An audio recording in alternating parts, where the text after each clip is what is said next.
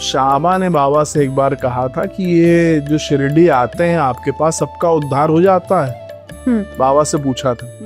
तो बाबा ने आम का वृक्ष दिखाया था कि वो देखो उस पे जो बौर हैं सभी क्या फल बन जाते हैं। ऐसा नहीं होता है, आंधी तूफान में कई गिर जाते हैं। तो ये थोड़ा बहुत आंधी तूफान आ रहा है, जितने हल्के फुल्के लोग होंगे सब इधर उधर हो जाएंगे।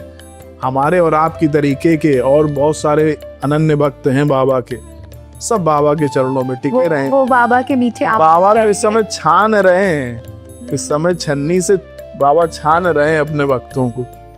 इसलिए उसकी तो कोई बाबा को परवाह नहीं है, कोई कुछ भी कहे, बाबा जिनके हैं उनके हैं। बिल्कुल।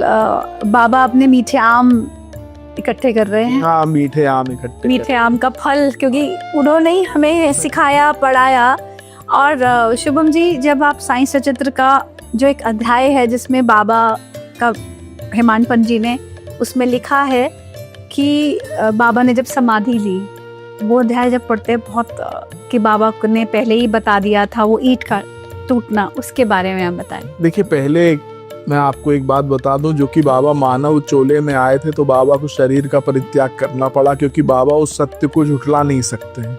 अगर ये शरीर मिला है तो एक दिन छोड़ना ही है, बिल्कुल सबको। बड़ी बात ये है कि समाधि के उपरांत भी बाबा है, ये बहुत बड़ा सत्य है।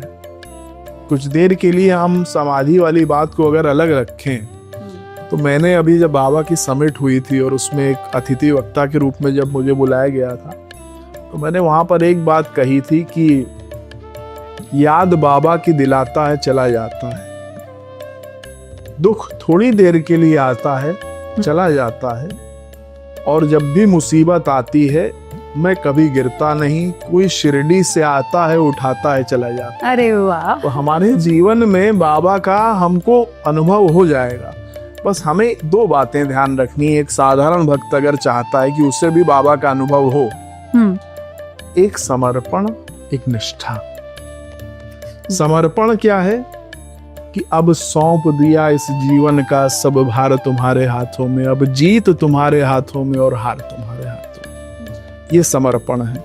निष्ठा क्या है? एक निष्ठ हो जाना कि अगर हम बाबा के हो गए तो हमें कहीं और जाने की आवश्यकता नहीं।